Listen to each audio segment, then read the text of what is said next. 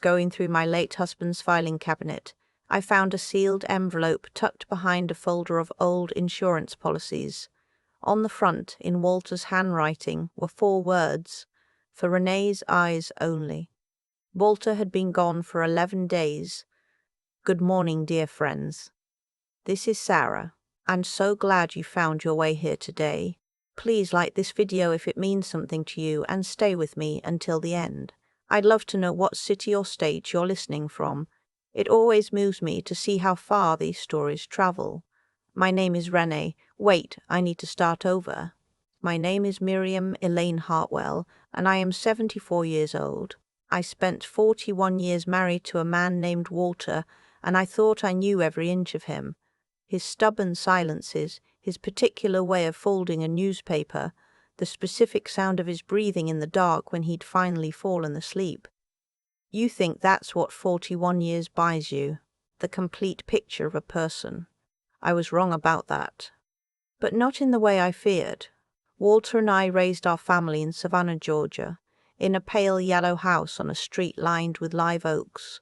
We had 2 children, our son, whose name is Craig, who is now 44 years old and works in commercial real estate, and our daughter Patrice, who is 41 and lives in Asheville, North Carolina, and has always been the one who called on the ordinary days, not just the holidays. Walter died on a Thursday in October, pancreatic cancer.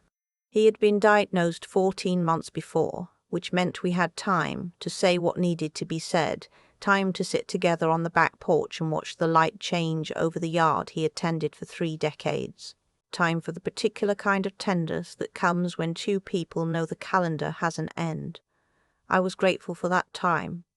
I still am, after the funeral, after the neighbors stopped bringing food and the sympathy card stopped arriving, and the house became very quiet in a specific way.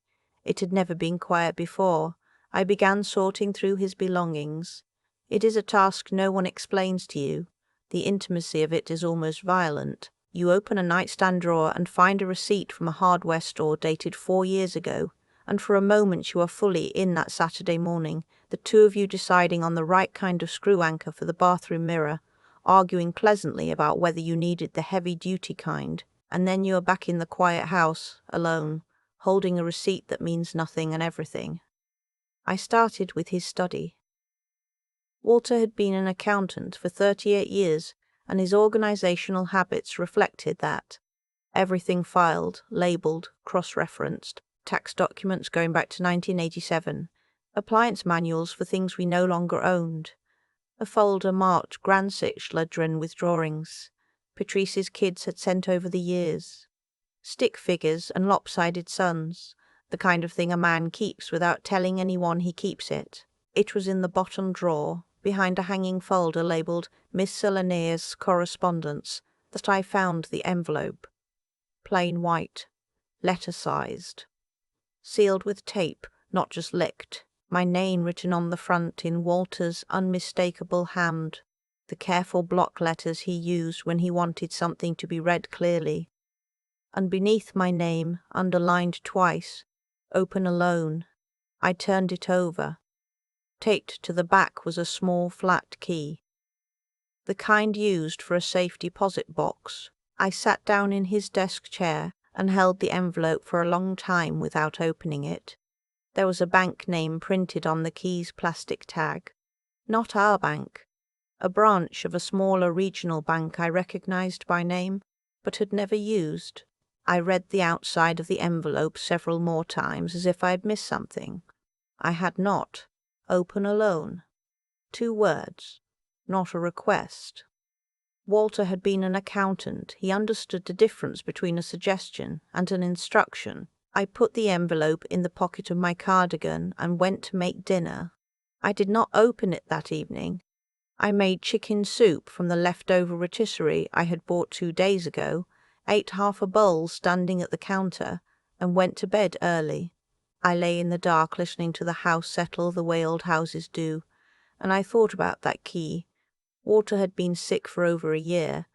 He had not hidden anything from me during his illness, or so I had believed. The will was in order. The estate attorney had already been in touch. The financial accounts we held jointly had been handled. So what was this? I told myself it was probably a safety deposit box he had opened years ago and forgotten to mention. A practical man with practical habits. Maybe old bonds.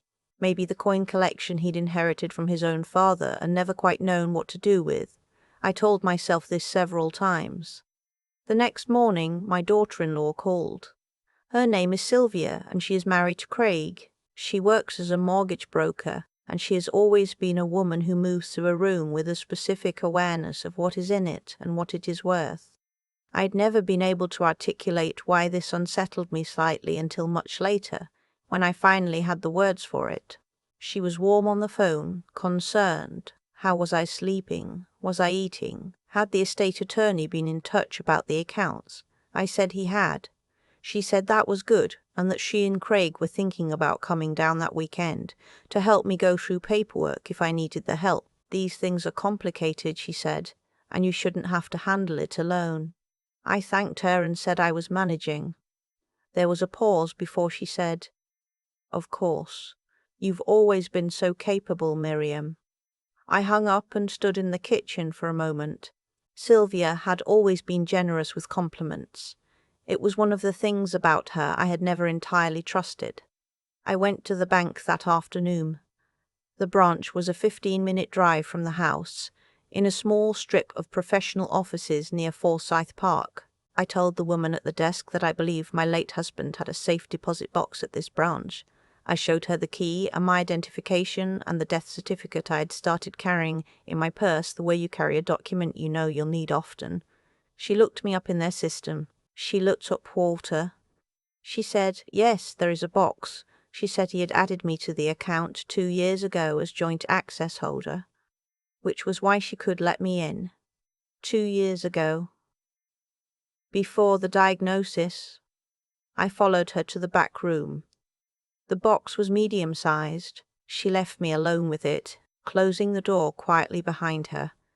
Inside the box was a yellow legal pad, a USB drive, a sealed envelope with my name on it, and a manila folder.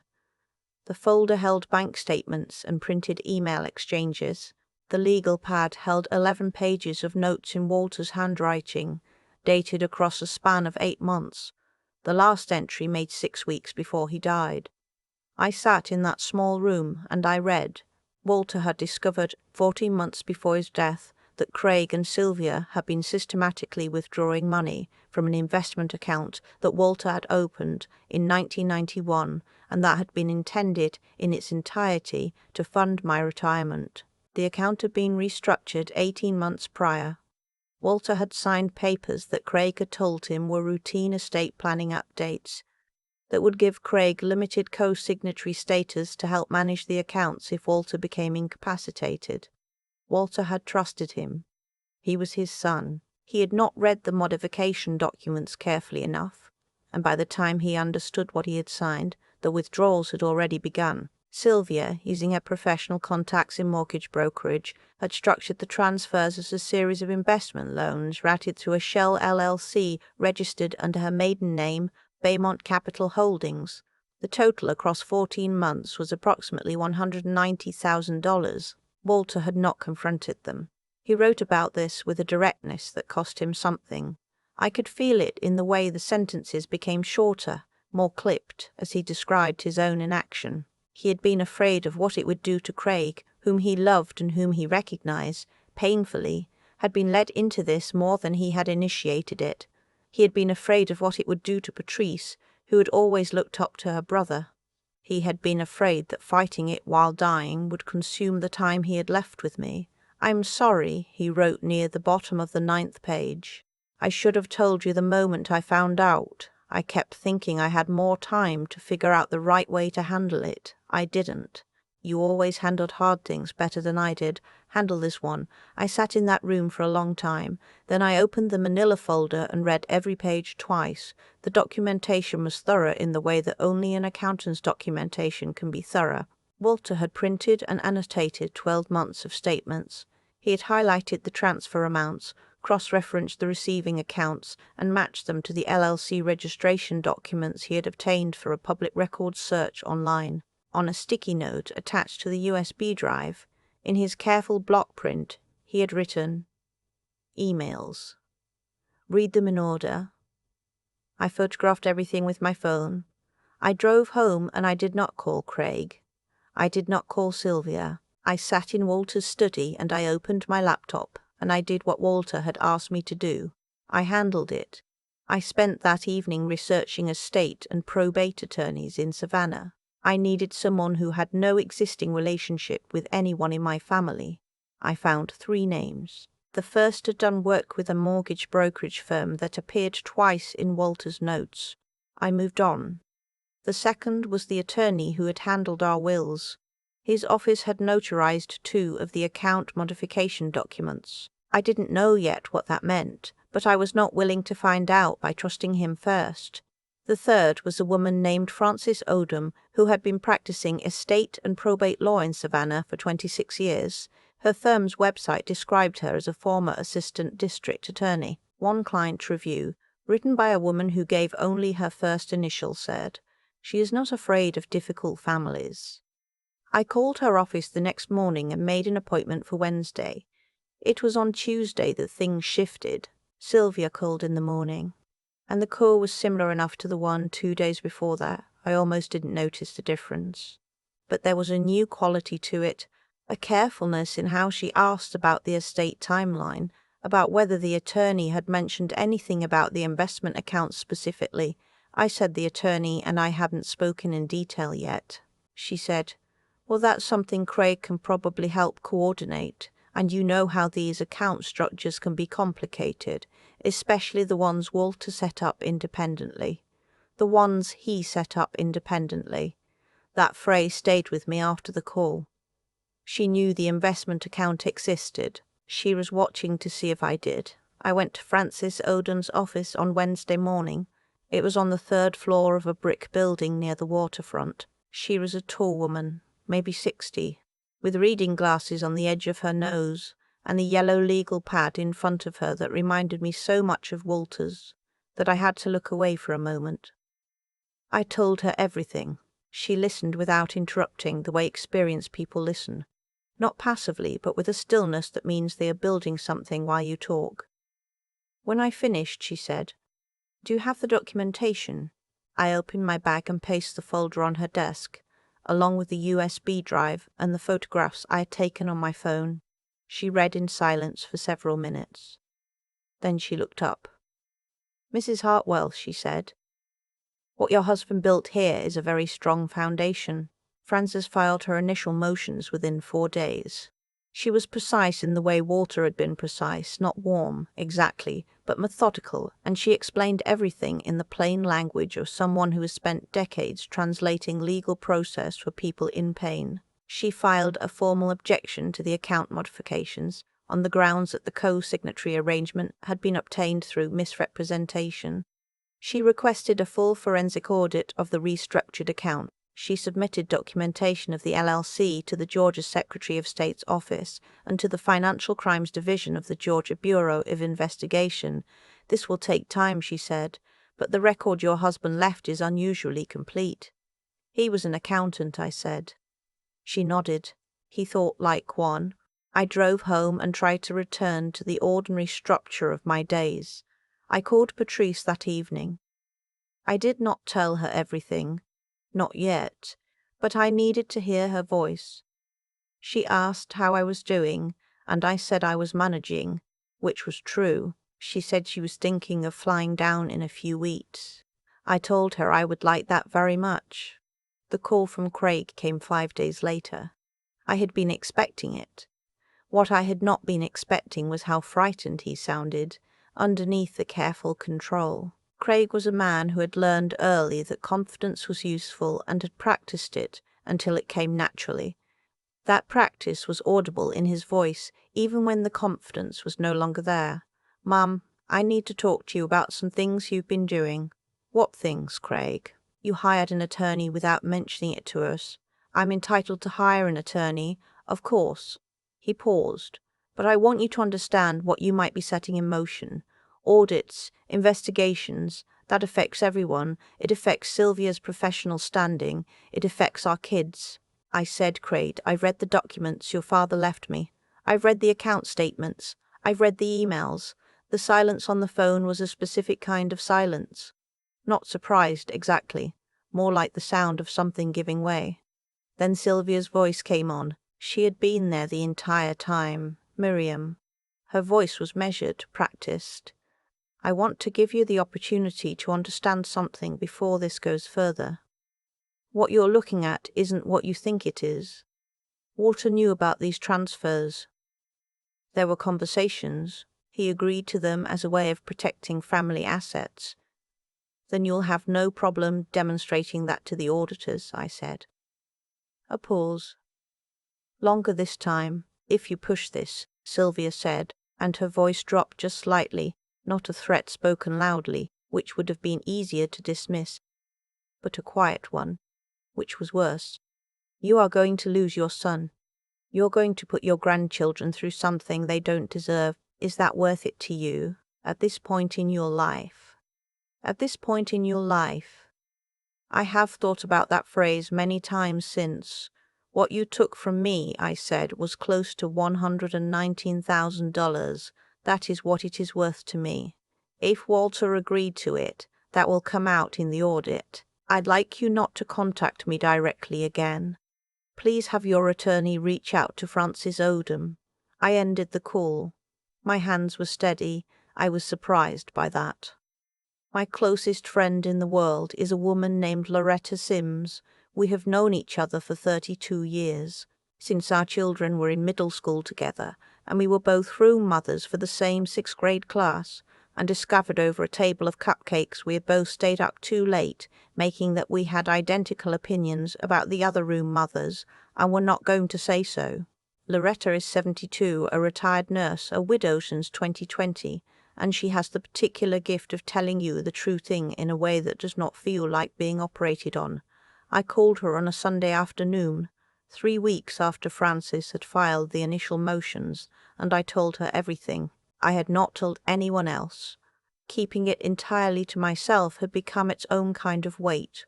She listened. When I finished, she was quiet for a moment.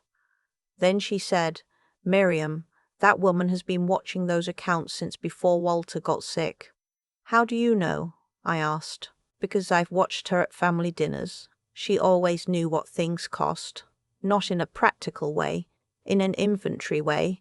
I thought about that for the rest of the day. The letter arrived on a Tuesday. Not a phone call. Sylvia was too careful for that now. A letter hand-delivered to my mailbox by Craig, who did not ring the doorbell. I found it when I went out for my morning walk. The language was civil. The intent was surgical. They were proposing a private settlement, a lump sum payment of $65,000, structured as a voluntary family gift in exchange for my withdrawal of all formal proceedings.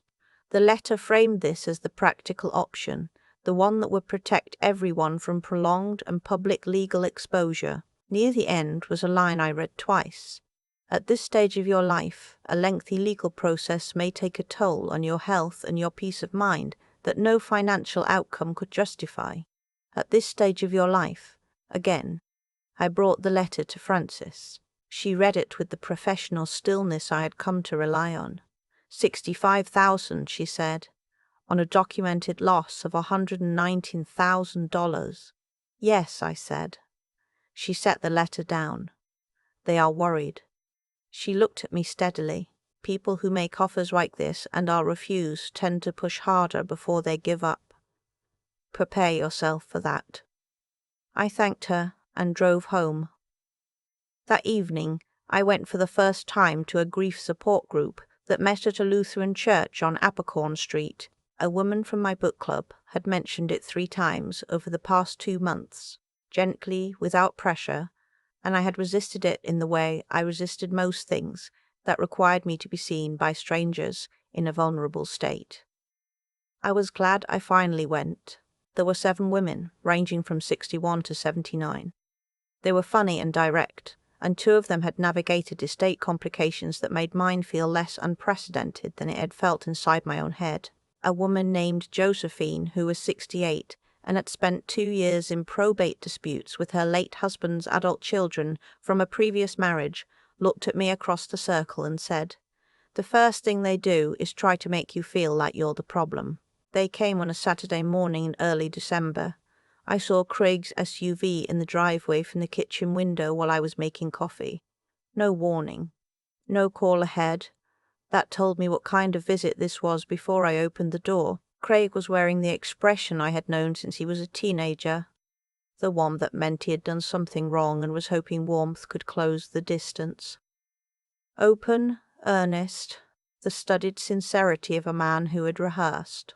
Sylvia stood slightly behind him, which was unusual. She was not a woman who stood behind people. She was wearing a soft cashmere coat in pale grey and carrying a bakery box from Collins Quarter, the cafe on York Street that she knew I liked. The box sat on my coffee table for the entire visit. Neither of us mentioned it. We sat in the living room, Craig and Sylvia on the Louvre set, me in the armchair where Walter used to read in the evenings. I had made coffee. I poured myself a cup. I did not pour for them. Craig spoke first. He was sorry, he said. Sorry for the way the phone call had gone. Sorry for the stress this had caused. He and Sylvia had been under enormous financial pressure. The mortgage market had been difficult. Interest rates had put a strain on her business. Their youngest was finishing his first year at Georgia Tech. He did not use the word theft. He said things like a misunderstanding about the account structure and something Dad was aware of, and an informal arrangement that got complicated. He said all of this looking at the coffee table. Then Sylvia leaned forward. Her voice changed, softened, dropped, became intimate in a way that felt practiced and calculated. "Miriam," she said, "I know how exhausting this year has been. Losing Walter, handling everything alone. You should be spending your energy on the people who love you, on your grandchildren, on rest, not on courtrooms and depositions." She paused. She was reading my face the way a person reads a room they're trying to price. "We can make this right privately," she said. "We can come to something fair, something that doesn't drag the family through a public process. Just tell us what it would take." I looked at her for a moment. I thought about the word fair, how readily it comes to people who have already taken something, how they reach for it as if it were theirs to offer. I thought about Walter alone in a study 8 months before he died, printing bank statements, cross-referencing accounts, building a case he was afraid to use while he was still alive. He had done that work. I was not going to let it go unanswered. "What you took," I said, "was $119,000. Your letter offered $65,000. When you say you want to make this right, what figure do you have in mind?" Sylvia's expression shifted, barely. But I saw it. "This isn't a negotiation in your living room," she said. The warmth was gone now, not dramatically, just gone. The way light leaves a room when a cloud passes. "We came here to offer you an off-ramp. You seem to be saying no to that." "I'm saying no to that," I said. Craig looked at me then. Actually looked at me, not at Sylvia for a signal, but at me, and for one moment he looked like the boy who had fallen off his bike on the driveway when he was 7, and cried not because it hurt, but because he'd been trying so hard to do it right. I had scooped him up off that pavement. I remembered the exact weight of him against my shoulder. Then the look closed. Sylvia stood. She picked up the bakery box from the coffee table, tucked it under her arm. Not as a gesture of warmth, she wasn't leaving it. She was taking it back. That was the most honest thing she had done all morning. They left. I listened to the SUV back out of the driveway and disappear. I sat still for a few minutes. What I felt was not confidence exactly. A real cold fear was present. I will not pretend it wasn't. These were 2 people with resources and motivation and a real estate professional's understanding of how to move assets. The months ahead would not be simple, but underneath the fear was something steadier. Walter had been afraid, and his fear had cost us both. I had made a different choice. I intended to keep it. The hearing was scheduled for a Thursday morning in February in a civil courtroom on the third floor of the Chatham County Courthouse. Frances had spent the preceding weeks preparing me with the same thoroughness she brought to everything. We reviewed the documentation repeatedly. She walked me through the LLC structure, the transfer sequence, the email chain, the account modification forms. She told me what to expect from Craig and Sylvia's attorney, a man named Garrett who primarily handled commercial real estate closings and whose familiarity with estate fraud law, Frances said, with careful professional neutrality, was limited. She also told me what to expect from myself, that I might feel the impulse to speak when silence was the better choice, that the most useful thing I could do in that courtroom was to be exactly what I was, a 74-year-old widow sitting beside her attorney with an organized folder of documentation. "You don't need to perform anything," she said the afternoon before. "The record performs. You just need to be present." I dressed carefully that morning. A charcoal blazer over a cream blouse, comfortable low heels, because I had learned over many years that physical comfort is a resource when you are going to need all of your concentration. I arrived before Craig and Sylvia. I found my seat beside Frances and I folded my hands in my lap and I waited. The courtroom was smaller than the ones on television. Wood paneling, fluorescent lights, the specific stillness of institutional spaces that have held a great many difficult things without surprise. The judge was a man in his early 60s with reading glasses on his desk and a face that suggested he had heard most of the stories there were to hear. They came in together. Sylvia wore a well-tailored navy blazer and carried herself with the composure of someone who had decided composure was the only tool she had left. Craig walked beside her. He looked tired in a way that had nothing to do with sleep. Their attorney opened on the verbal approval narrative that Walter had known about the transfers, had agreed to them as informal estate planning, that this was a misunderstanding of a family arrangement. He was confident. He was building on a foundation that wasn't there. Frances's opening took half as long and did not editorialize. She presented the documentation chronologically. Account statements, modification forms, email exchanges.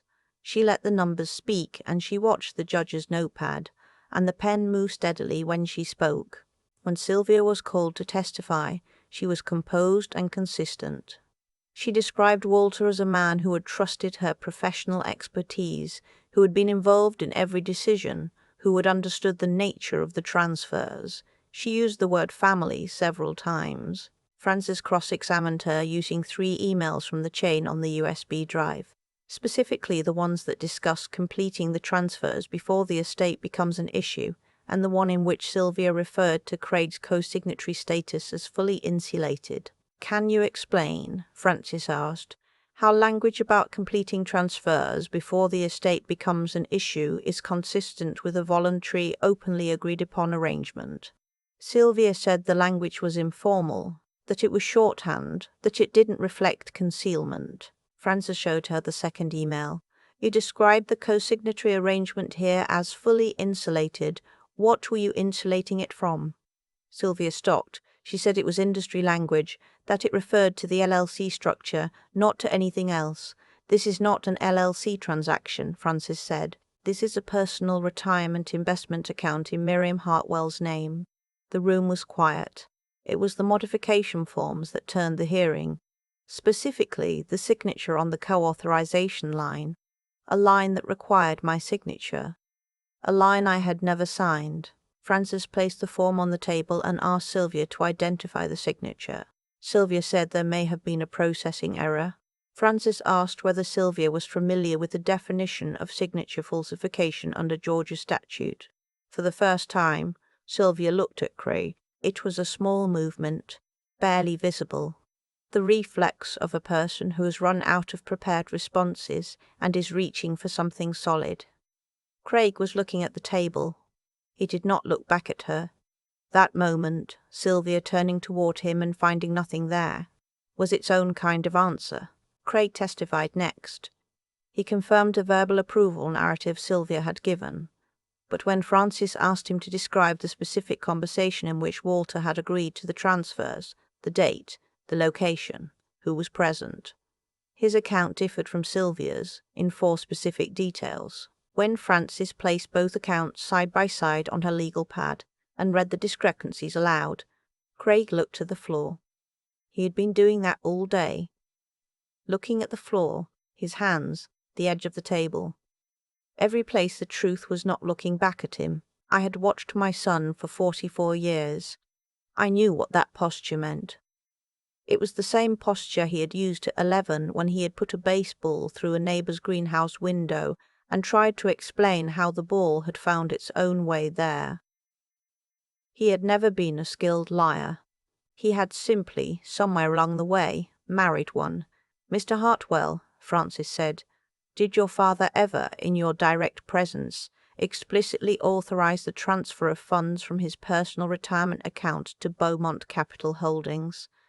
Craig was quiet for several seconds. "He understood what we were trying to do," Craig said. "That is not what I asked," Frances said. "The ruling came 8 weeks later. I was in Frances's office when her paralegal brought in the document." Frances read it in silence. Then she looked up. "Full restitution," she said. $189,400, plus your documented legal costs. The court has also accepted the referral to the GBI Financial Crimes Unit. The signature on the modification form has been classified as a falsified document. That finding has been forwarded to the district attorney. I sat with that for a moment. I did not feel triumph.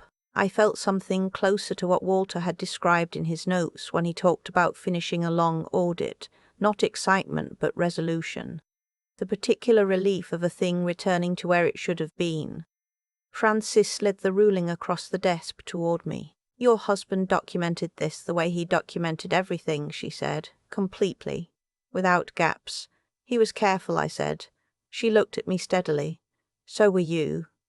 The civil judgment was enforceable immediately. Craig and Sylvia's attorney filed a motion for delayed enforcement on the basis that the funds had been dispersed and would require time to recover.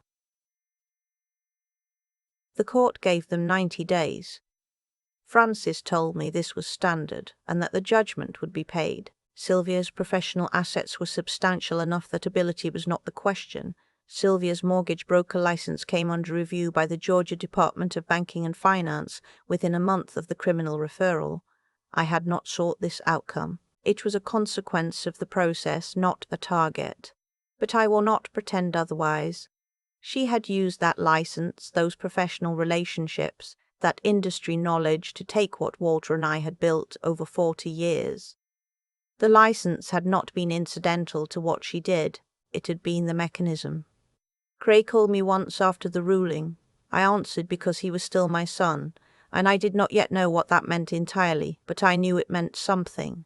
Some things outlast their own damage, and whatever motherhood is, it is one of those things. "Mum," he said. He sounded genuinely tired, not the performed exhaustion of the man in my living room, the real kind from months of holding a story together that kept showing its seams. "I shouldn't have let it get that far," he said.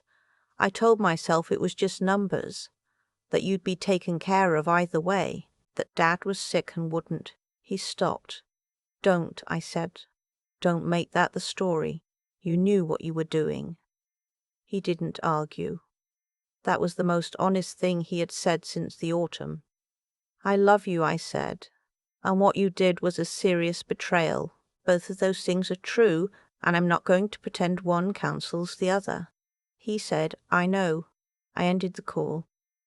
Patrice flew in from Asheville the week after the ruling. She had known since before the hearing. I had told her because she deserved to know, and because managing information to protect people had already cost my family enough. She had been quiet for a long time after I told her. The silence of someone rearranging something they thought they understood. Then she said, "I'm booking a flight." That was all. That was everything. We sat on the back porch on a warm March evening with glasses of sweet tea, and the garden was doing what it always does in early spring in Georgia, pushing up quietly, insistently, with no awareness of human difficulty. The azaleas Walter had planted along back fence were just beginning to open. He had never gotten the pruning quite right. They came back every year in a shape that was technically incorrect and completely alive.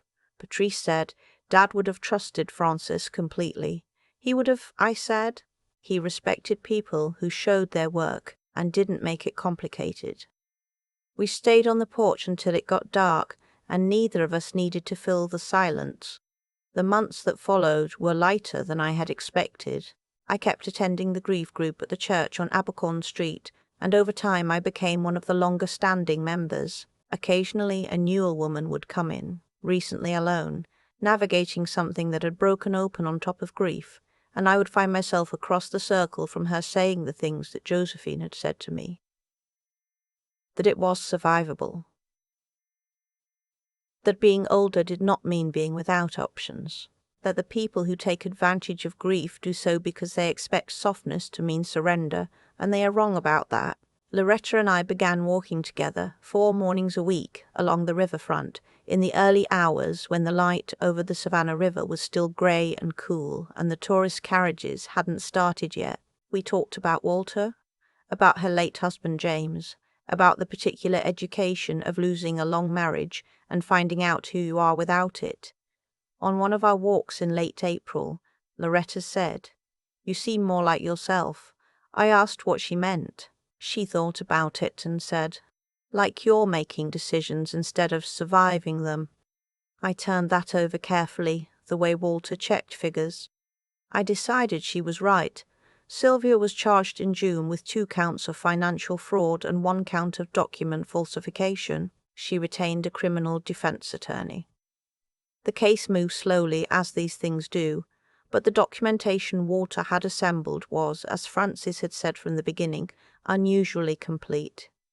Sylvia was not a woman who had made a careless mistake. She had run a careful operation, and careful operations leave paper. She was convicted the following spring on both fraud counts. She received 2 years of probation, full financial restitution, and 200 hours of community service. Her mortgage broker license was permanently revoked. The professional life she had built, the referrals, the reputation, the industry standing, had been the instrument of what she did, and it was the first thing to go. I am told, the way you are told things in a city of a certain size, that Craig and Sylvia have relocated to Atlanta. I did not seek this information, and I do not follow it. What I know is that my grandchildren still exist. 2 of them, Craig's kids, both teenagers, were staying with Sylvia's mother during the worst of it. I wrote to each of them. A handwritten card, my phone number, a simple sentence. Your grandmother loves you and is not going anywhere. My granddaughter, who is 17, called me 3 weeks later. We talked for over an hour. She cried in the way teenagers cry, fully, and then suddenly done. She came for dinner the following Sunday, and ate more than I expected, and fell asleep on the sofa afterward, and I covered her with the quilt from Walter's reading chair, and sat for a moment in the quiet of the room, and thought, this is the thing that holds. That was the evening I understood I was going to be all right. The safe deposit box is closed now. I kept the contents, the legal pad, the folder, the USB drive, in a fireproof box in Walter's study, not because I need them, because they are evidence of something I want to remember, that a man who knew he was dying spent 8 months protecting me from something he was afraid to face while he was alive, that his precision, his carefulness, his decades of accounting habit, all of it turned out to be a form of love he didn't have words for. Walter always said, double-check the numbers because numbers don't lie, but the people presenting them sometimes do. He meant it about client audits. But it was true about everything. Grief makes you open in ways you don't expect, and the wrong people know how to use that openness. But open is not the same as unprotected. And soft is not the same as weak. Soft things absorb. They do not always break.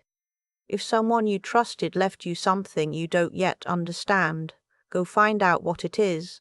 You are allowed to know. You are allowed to fight for what is yours. And you are not too old, too tired, or too far past the point where it matters. What would you have done in my place? I'd truly like to know. Leave a comment and let me know, and tell me what city or state you're listening from. It means more than you know. Thank you for being here with me today. I have thought a lot about what Walter did in those final months, and what I did in the months after. Not with pride exactly, more with a kind of quiet recognition that the choices we make when we are most afraid reveal something true about who we actually are. Walter was afraid. He told me so, in his own handwriting, on a yellow legal pad in a safe deposit box he opened 2 years before he knew he was sick. He was afraid of fracturing the family, afraid of what the truth would cost Cray, afraid of spending what time he had left in a fight instead of at home with me on the back porch, watching the light change. I understood that fear. I still do. Fear is not weakness. It is just a thing that can cost you more than you expect when you let it make your decisions for you. What I have come to understand is this. When we avoid the hard thing to protect someone, we are not always protecting them. Sometimes we are protecting ourselves from the discomfort of watching them face a consequence they created. Walter protected Craig from that consequence for 14 months, and in doing so, he left me to carry it alone after he was gone, when I was already carrying more than I knew how to hold. That is not blame. That is just the plain arithmetic of what happens when we let fear speak for love. Sylvia understood that fear too. She counted on it. She counted on Walter being too ill to fight, on me being too old and too grieved and too soft to look closely at what had been taken. She used the word family the way people use tools they don't own, to get something done and then set it down. The consequence she received was not something I designed for her. It was simply the natural return of what she had built. She had built a careful operation on the assumption that I would not look. I looked. That is all I did, really. I looked, and I kept looking, and I refused to let Walter's work mean nothing. There is something I want to say to anyone listening who is in the middle of something like this, or something adjacent to it. You are not required to be easy to take advantage of. Kindness does not mean accepting what is not right. Being older does not mean you are past the point of being worth the fight. The people who told me I was too old, too tired, too far along in life to want what was legally mine, they were not describing me. They were describing who they needed me to be in order for their plan to work. I declined to be that person. The tricky thing about integrity is that it does not announce itself in grand moments. It shows up in small ones. In the moment I drove to that bank branch instead of going home. In the moment I called Francis instead of calling Craig first. In the moment I sat across from Sylvia in my own living room and said the number out loud, $119,000, and did not soften it or look away. Walter measured twice before he cut anything. He did it in his work for 38 years, and he did it in those 8 months in his study, building the case I would need. What he left me was not just documentation. It was a demonstration of what careful, patient, honest effort looks like when it is done for someone else. I try to be worthy of that, not perfectly, but consistently. That, I think, is all any of us can really do.